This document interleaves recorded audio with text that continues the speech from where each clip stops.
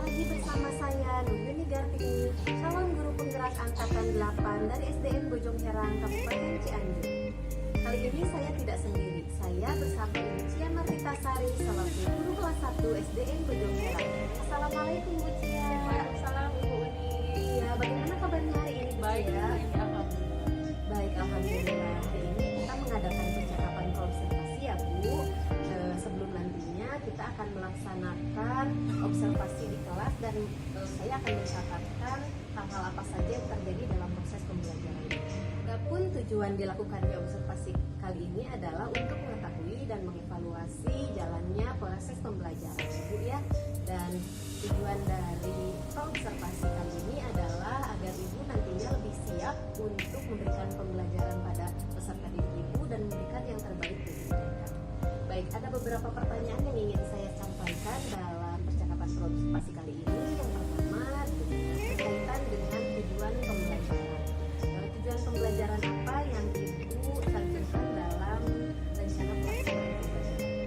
Berdasarkan rancangan pembelajaran yang saya tuliskan, tujuan pembelajaran yang saya capai adalah yang pertama, peserta didik mengenal angka 11 sampai 20.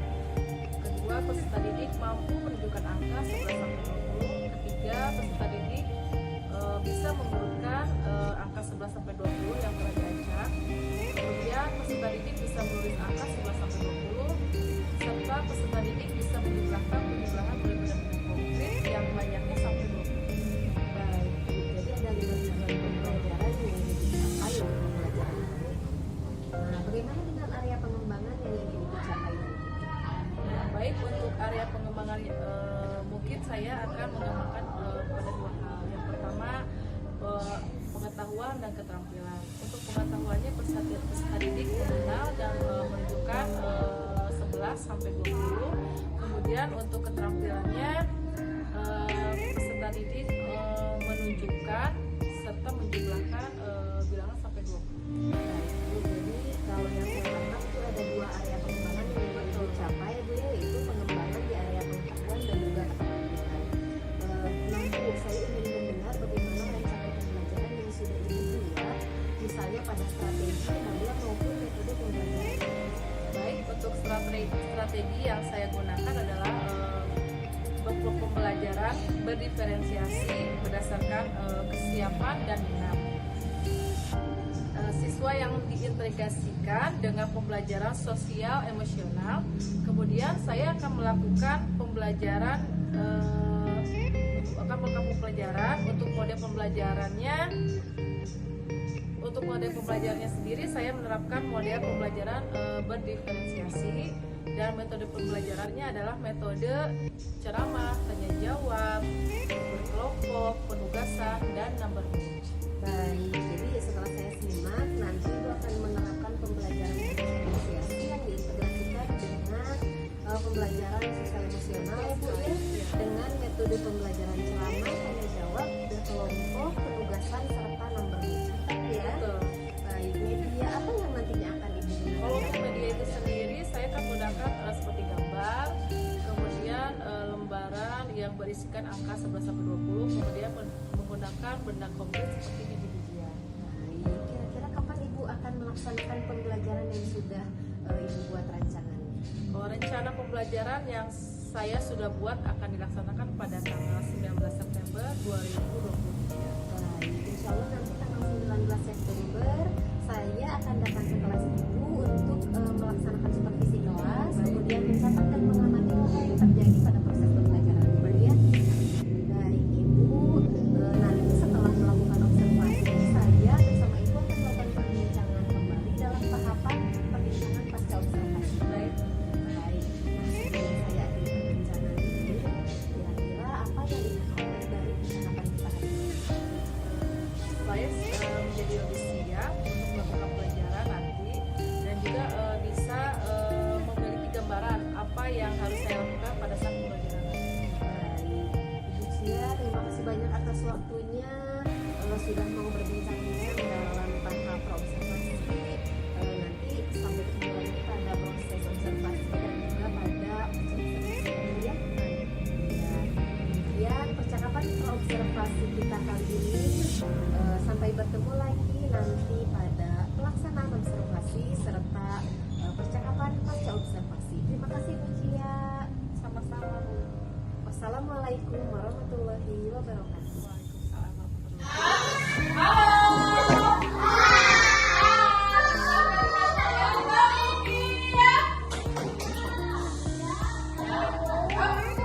Semuanya memperhatikan ibu ke depan ya. Anak-anak, tujuan pembelajaran kali ini yaitu supaya Ananda bisa menyebutkan bilangan 11 sampai 20. Kemudian Ananda bisa mengurutkan dari 11 sampai 20. Kemudian Ananda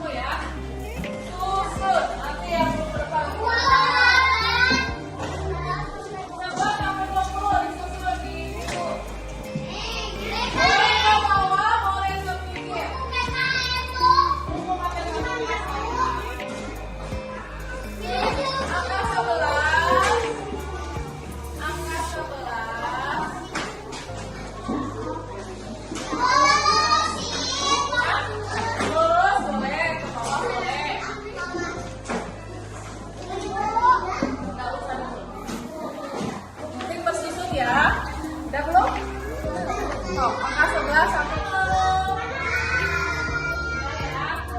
Nah, sekarang kita akan membagikan lembar kerja ya.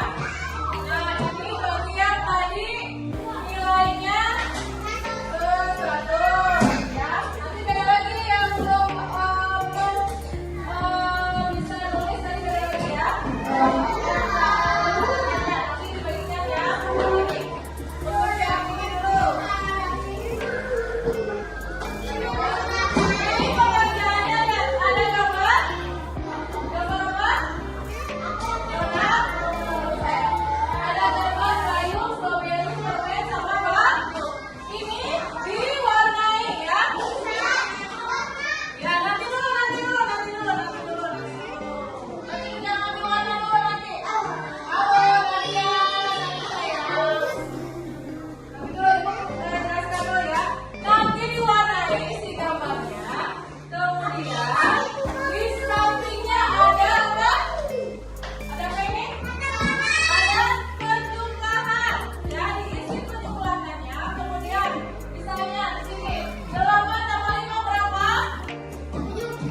8 tambah 5 berapa? 13. Di sini isi 13 dengan angkanya. Di bawahnya tulis dengan huruf 13 T angka BB LAS 13. Tulis di sini ya.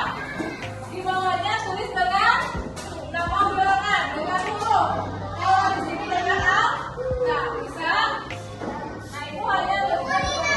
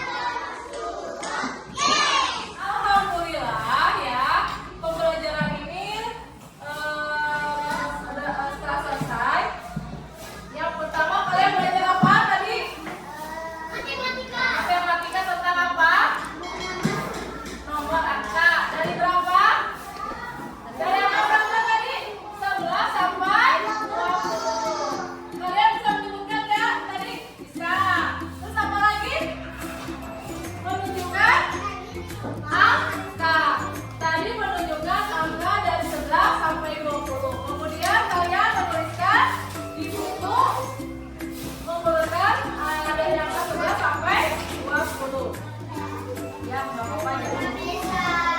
Ya? Ya.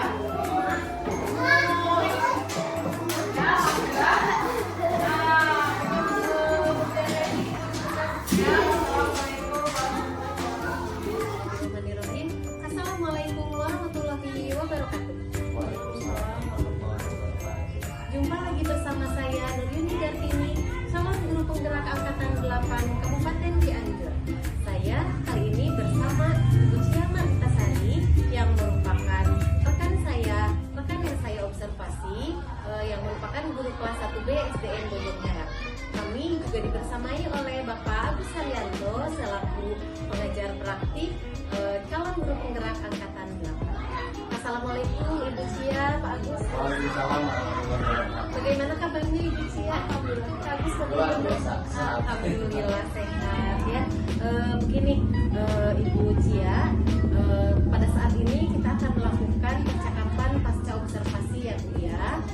Namun ada yang ingin saya tanyakan beberapa hal, yaitu bagaimana perasaan Ibu terkait percakapan pra-observasi saat ini. Baik, untuk pra-observasi saya merasa terbantu karena ada persiapan dulu sebelum melaksanakan kegiatan pembelajaran. Jadi observasi ini sangat membantu sekali. Jadi lebih siap gitu ya Bu ya saat menghadapi pembelajaran. Baik. Nah, sekarang kita akan melakukan percakapan pasca observasi dengan tujuan untuk mengevaluasi jalannya proses pembelajaran yang Ibu lakukan saat itu. Baik Ibu, hal yang pertama yang ingin saya tanyakan terkait dengan percakapan pasca observasi ini adalah bagaimana perasaan Ibu terkait dengan pembelajaran saat saya mengadakan observasi sebagai kegiatan dari supervisi akademik itu. Karena belum terbiasa, jadi agak sedikit cengeng. Tapi alhamdulillah dengan berjalan dengan Gitu ya Bu ya, karena pada awalnya Ibu kurang terbiasa untuk supervisi jadi merasa tegang, tapi alhamdulillah bisa dilaksanakan dengan baik pada akhirnya. Baik, Ibu bisa diceritakan kembali apa area pengembangan yang Ibu lakukan pada saat pembelajaran, kemudian langkah dan tahapan apa saja yang Ibu lakukan pada saat itu. untuk area pengembangan yang saya sudah lakukan yaitu pengetahuan keterampilan. Untuk area pengetahuannya siswa dapat mengenal dan menunjukkan bilangan 11 sampai 20, dan untuk area keterampilannya siswa mengurutkan bilangan dan menjumlahkan bilangan. Dan untuk tahapan itu saya sudah membuat rencana pembelajaran dan melakukan pembelajaran sesuai pembelajaran yang telah saya susun. Baik, begitu ya Bu ya. Dari apa yang Ibu katakan, saya menangkap bahwa ada dua area pengembangan saat pembelajaran, yaitu area pengetahuan dan juga area keterampilan, begitu ya Bu ya. Dan pembelajaran sendiri dilakukan sesuai dengan modul ajar yang sudah Ibu susun, begitu ya Bu ya. Baik, kalau begitu sejauh mana menurut Ibu, sejauh mana keberhasilan pencapaian dari area pengembangan yang sudah Ibu lakukan? Alhamdulillah berjalan baik, namun ada sedikit Oh begitu ya, jadi Ibu merasa dari pembelajaran kemarin ada kekurangan.